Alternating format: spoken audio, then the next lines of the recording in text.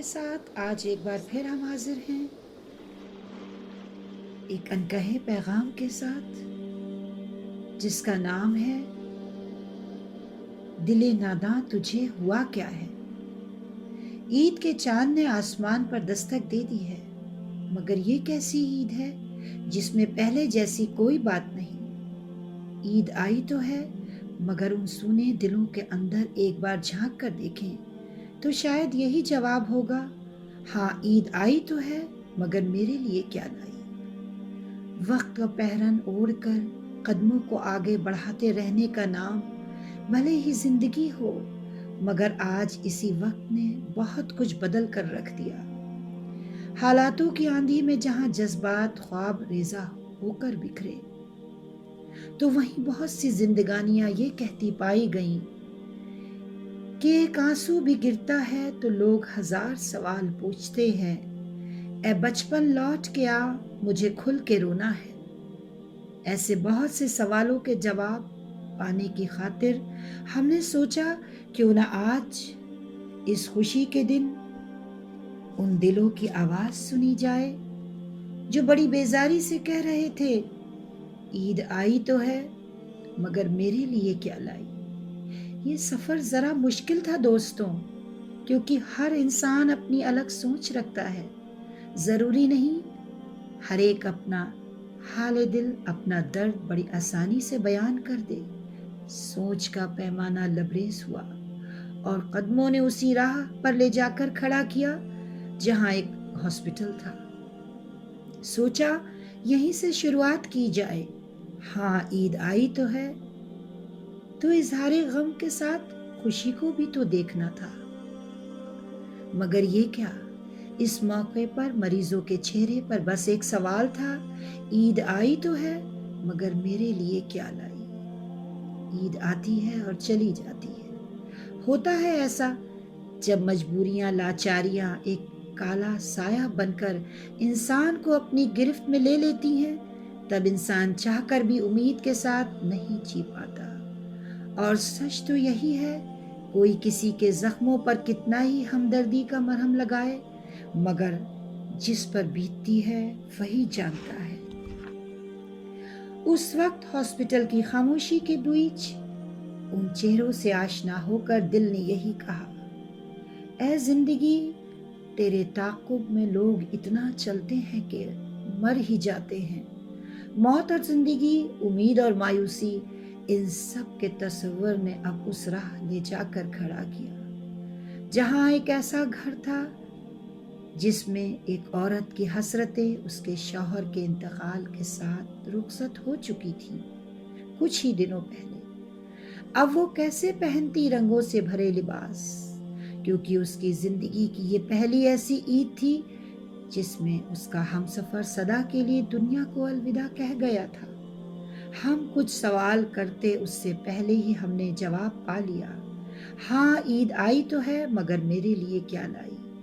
اس جواب کے بعد کیا رہ گیا تھا؟ کچھ بھی تو نہیں۔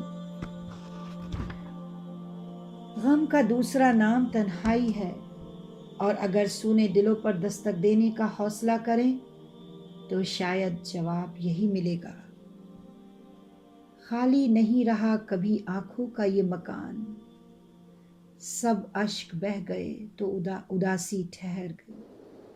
آگے بڑھتے رہے، ابھی تھکے نہیں تھے۔ عید کی خوشیوں کے بیچ چاروں طرف ہلچل، مگر ہماری نگاہیں اب اس فٹ پاتھ کی جانب گئیں جہاں ایسے معصوم بچپن پھٹے حال میں ٹھیک اسی جگہ بیٹھے تھے جیسے وہ روز ہوا کرتے تھے۔ اب ان سے کیا پوچھنا، ان کا بھی شاید یہی جواب ہوتا کہ عید آئی تو ہے مگر میرے لیے کیا لائی۔ لیکن اس شام ہم یہی سوچتے رہے، کمزور لمحوں میں تسلی کے دو الفاظ بولنے والا دل کے بہت قریب ہو جاتا ہے، پر شرط اتنی ہے سامنے والا سچا ہو، ایک چہرے والا ہو، کیونکہ آج زمانے کی بدلتی فضا نے انسانی چہروں کو اتنا بدل دیا، وہ اپنی اصل فطرت بڑی آسانی سے چھپا لیتے ہیں۔ اور ہاں، ایک بات تو کہنی بھول ہی گئے، یہ انسانی نگری ہے نا، یہاں رہنے والوں کی فطرت بھی بڑی عجیب ہوا کرتی ہے۔ انہیں صرف اپنی خوشیوں کی فکر اور اپنی ہی پرواہ ہوتی ہے، لیکن ہمارا سوچنا یہی ہے، غم نہ کرنا کہ دنیا آپ کے ساتھ نہیں، بلکہ خوش ہونا کہ دنیا کا مالک آپ کے ساتھ ہے۔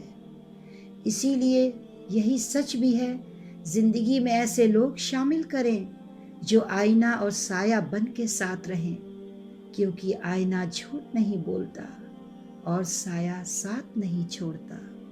بہرحال ہم نے اس خوشی کے موقع پر مسافر بن کر لوگوں کا حال دل جاننے کا جو بیڑا اٹھایا تھا، اس میں ہمیں بہت کامیابی تو نہیں ملی، لیکن انسانی سوچ کے آگے بڑے بڑے ہار گئے۔ درد کی پرچھائیاں انسان کا مرتے دم تک ساتھ نہیں چھوڑتی، مگر ہم نے دیکھی ہیں وہ مجبوریاں جن کے قصے سنا کر لوگ چھوڑ دیتے ہیں۔ ہاں، اب اور آگے بڑھے تو بس ایک معصوم دل نے اپنے درد کا اظہار بنا جھجکے کچھ اس طرح کیا، عید آئی تو ہے، مگر میں کیا کروں، میرے لیے کیا نیا لائی؟ ہم نے اس بچے سے کہا، تم ایسا کیوں کہہ رہے ہو؟ اس پر اس معصوم بچپن نے بڑے بھولے پن سے یہ جواب دیا، بے سہارا ہوں، یتیم ہوں، پالش کا کام کرتا ہوں اور یہیں آس پاس اپنے سامان کے ساتھ سو جاتا ہوں۔ ہاں، عید پر کوئی نہ کوئی کچھ کھانے کو دے ہی جاتا ہے، اگر اس کی نظر مجھ پر پڑتی ہے تب، ورنہ مجھے کیا معلوم عید کی خوشیاں کیسے مناتے ہیں۔ اس لیے میں تو یہی کہوں گا، عید آئی تو ہے، مگر میرے لیے اس میں کیا نیا ہے؟ معصوم دل کا انکہا درد سن کر جہاں دل ایک طرف رنجیدہ تھا تو وہیں دوسری طرف ایک عجیب سی کشمکش نے آ گھیرا تھا۔ آج اس بے بس مجبور زندگی کو دیکھ کر ہنسیں یا روئیں، کیونکہ کبھی کبھی انسان کی زندگی میں کئی بار ایسے موڑ آتے ہیں جہاں وہ چاہ کر بھی نہیں رو سکتا، کسی کا دکھ سن کر بھی نہیں رو سکتا، پر ان حالاتوں کو دیکھنے کے بعد دل اسی بات کا اقرار کرتا رہا، ثنا و شکر اللہ کے لیے ہے جس نے ہمیں اسی مصیبت سے بچائے رکھا۔ ڈوبتے سورج کے ساتھ عید کا بھی وقت رخصت ہونے کو تھا، اور اب ہمارا سفر کا بھی اختتام ہوا اس سوچ کے ساتھ، عید آتی ہے اور دنیا بھر کے مومنوں کے لیے بہت خوشی لاتی ہے، مگر عید اچھی وہ ہے جس میں ہم اپنی خوشی کے ساتھ دوسروں کو بھی شریک کریں۔ نبی کریم صلی اللہ علیہ وسلم نے ہمیں تعلیم دی ہے کہ ہم محتاجوں، کمزوروں، لاچاروں کے لیے بھی کچھ کریں۔ زکوٰۃ صدقات کا نظام اسی لیے تو ہے کہ جس سے ضرورت مندوں کی ضرورت پوری ہو، مگر افسوس آج بھی زکوٰۃ زیادہ تر مدرسوں میں چلی جاتی ہے اور بستی محلے کے ضرورت مند اس سے محروم رہ جاتے ہیں۔ قرضدار بنا رہتا ہے، مریض علاج کے لیے تڑپتا رہ جاتا ہے، کھانے پینے کی بنیادی ضرورتوں کو پورا کرنے کے لیے پریشان حال رہتا ہے۔ اسلام نے جس عید منانے کے لیے کہا ہے، اس عید کا تصور بڑا ہے۔ ذرا غور کیجئے گا کہ جس عید کے دن ہم ان لوگوں تک نہ پہنچ سکیں جن سے ہماری بات چیت اور ملنا جلنا بند ہے، تو پھر یہ کیسی عید ہے؟ اگر ہم ان لوگوں کو معاف نہ کر سکیں جن سے ہم ناراض ہیں، تو پھر یہ کیسی عید ہے؟ اس دفعہ کی عید بہت مختلف ہے، کیونکہ آج ساری دنیا جس حالات سے گزر رہی ہے اس کو دیکھ کر دل یہی کہتا ہے، اے صبا اڑا کر لا ساتھ اپنے مٹی مدینے کی، آج میرے وطن کو شفا کی بہت ضرورت ہے۔ اس لیے ان لمحوں میں کوئی اگر صرف یہ سوچ کر عید کی تیاری کرے کہ ہم تو منائیں گے کیونکہ ہم نے روزے رکھے ہیں، تو یہ سراسر ناانصافی ہوگی ان لوگوں کے حق میں جو اس بیماری کے چلتے دنیا سے چلے گئے اور اپنے پیچھے بہت سارے لوگوں کو چھوڑ گئے۔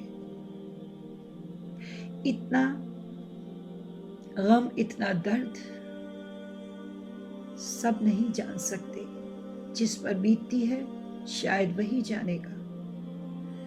بھوک مری اور نہ جانے کتنے لوگوں کی نوکریاں چلی گئیں، تو کیسے اپنے دل کو آمادہ کر پائیں گے؟